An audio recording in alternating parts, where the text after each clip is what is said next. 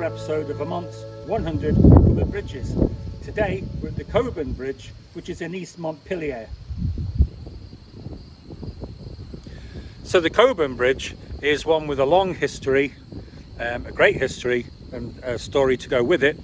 Hopefully I can bring that to you during this episode. So let's go and take a look at what we can find. So the bridge was built, we're not too sure of the date, it's the 1840s, the early 1850s. And it was built by a man called Leonard Coburn. And he was originally from the town of Cabot. And he came to this area of East Montpelier. And that's French, by the way, it's Montpelier. We Brits, we say Montpelier, but it's Montpelier in Vermont. Now, he owned land on both sides of the river here outside of the town, and he needed to collect his two pieces of land together. Now, the town initially weren't interested in the bridge, but Leonard made them an offer that they couldn't refuse in that he himself would build the bridge, but once it was built, they would maintain it. But also they had to link the road leading off the bridge to the main road, and the town agreed to do that. And obviously the Coburn Bridge takes its name from Leonard Coburn, who financed it and built it himself. The bridge is just shy of 70 feet long, and as we can see behind, it's a Queen post truss. Understandably, over the years, the bridge has undergone many redevelopments, none more so than 1972-73, where the floor was actually removed, the wooden floor was removed and replaced by a concrete slab. The reason for this was the heavy traffic due to the road in front of me. There was a gravel pit not far from here, and obviously the heavy vehicles using the bridge over the years caused a lot of damage. In the 1990s, the trusses, even though they were no longer supporting the weight of the bridge, as in the concrete floor was doing that, they still needed to be renovated. A quick voiceover here. I'm about to put up an arrow to highlight the dark and light shade of the wood on the side of the bridge. This is because in 2023, not only the river, but also the bridge flooded, and the top of the dark shade is the high water line. And someone has put a lot of information about the history of the bridge, but also pictures of the flood in 2023. I'll just zoom in and show you them now. You can see from these four pictures here of how, not only how much water was coming down the river, but how much of it was actually flowing through the bridge. The one thing that's amazing is that it stayed here. Now, I'm assuming, whether correct or not, I don't know, but having the concrete floor rather than the old wooden one, and I dare say the abutments are a lot stronger from having the concrete floor, probably saved the bridge from sailing down the river. And talking of the water, I need to go and find my way in. This is another bridge with steep banks, so I'm going to have to try my best. Also, I can't tell if it's mud. Obviously, there's not much water in the river, so I've just got to be careful that I'm not going to sink again into mud banks. But anyway, hopefully I'll meet you down below.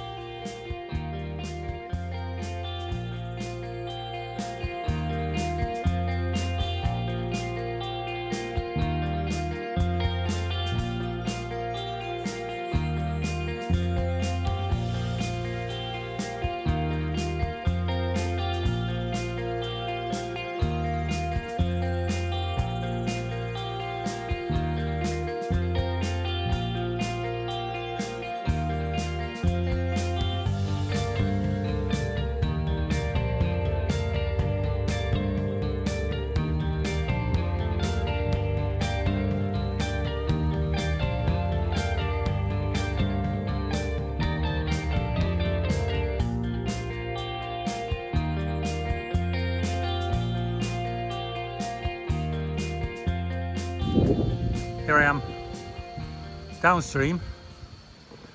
I came down there. I stood where I thought was a little bit away from the edge, but then the dry soil just gave way. I gave way, but fortunately it was about a 2-foot drop and I'm okay. So just got to try this stream and hopefully it's not mud.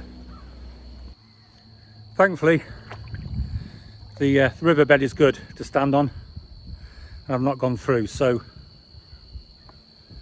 we can get a good look underneath the bridge. That's where we're going to go now. As I mentioned, whoa, that's a nice echo. As I mentioned when I was up top, very strong concrete abutments, and you can see the steel beams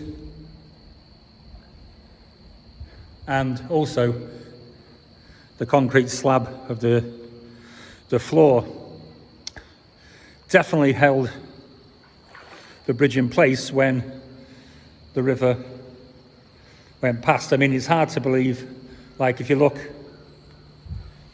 at the distance, the height between myself and the top of the bridge, and then you've got another 5'6", 5'7" on top of that as well.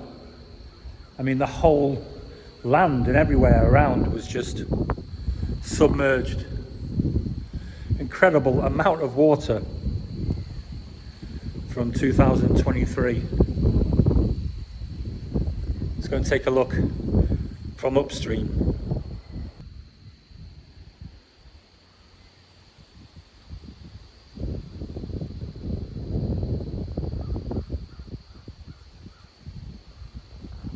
So this river is the Winooski River, and it's the second longest river wholly in Vermont. The longest we went to a couple of weeks back, the Otter Creek, which is 112 miles long. This is 94 miles long. The river rises in and around the town of Cabot and flows all the way into Lake Champlain. We already mentioned the Robin's Nest Bridge was on the Jail branch of the Winooski, which went into the Stevens branch of the Winooski, which obviously led into this river about 10 miles further down from here. As ever, I'm always looking for an alternative way out. That way there's about a 2.5 foot ledge I've got to sort of get myself up, but the earth is very dry. That's why I went down unintentionally. But I'm looking here. Ooh, hat nearly went. I'm looking here behind me, and there is like a man-made path going down, so I'm going to try that route there. Hopefully I'll see you back on land.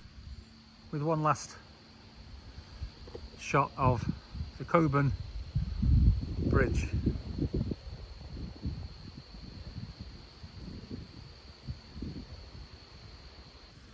Yep, a nice little safe passage.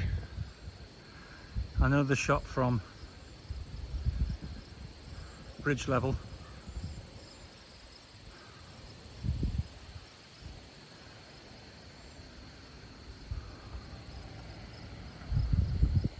If you are coming to this bridge, there's enough space for 3 or 4 cars. I mean, there's been about 2 or 3 have gone through since I've been here, and one gentleman did get out and he was taking pictures just like myself. And yeah, so it's an easily accessible bridge to come and visit. Thanks again for joining me in this episode. Hope you enjoyed that. I thought it was a great little bridge. Again, one with very long history. I like the openness of the sides and the overhang on the gables and the eaves as well. But those pictures of the flood, and it was only 2 years ago, quite incredible, and amazing that it stood and it's still standing. Once again, thanks to Vermont's Coburn Bridge Society for their help and support, and I'll see you again next week in another episode.